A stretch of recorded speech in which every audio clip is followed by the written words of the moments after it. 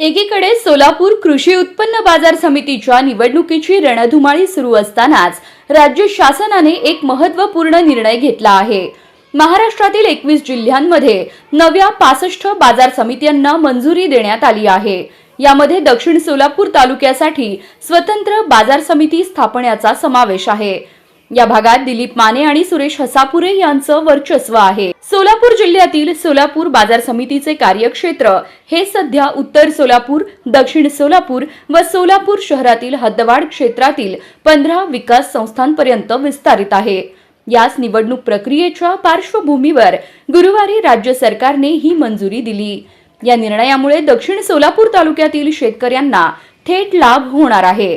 त्यांच्या शेतीमालासाठी आता स्वतंत्र बाजार समिती उपलब्ध होणार असून त्यांना विक्री व व्यवहाराच्या प्रक्रियेसाठी शहरात किंवा इतर तालुक्यांमध्ये जावे लागणार नाही। अक्कलकोट, दुधनी, मैंदर्गी, मंगळवेढा, सांगोला, कुर्डुवाडी, मोहोळ, पंढरपूर आणि करमाळा या तालुक्यांमध्ये आधीपासूनच स्वतंत्र बाजार समित्या आहेत। आता दक्षिण सोलापूर तालुक्याचाही त्यात समावेश झाला आहे। सध्या राज्यात 305 बाजार समित्या व 625 उपबाजार कार्यरत आहेत। नव्याने मंजूर 65 बाजार समित्यांमुळे राज्यातील शेती व्यवहार अधिक जलद होणार असून स्थानिक शेतकऱ्यांना अधिक सुविधा मिळणार आहेत।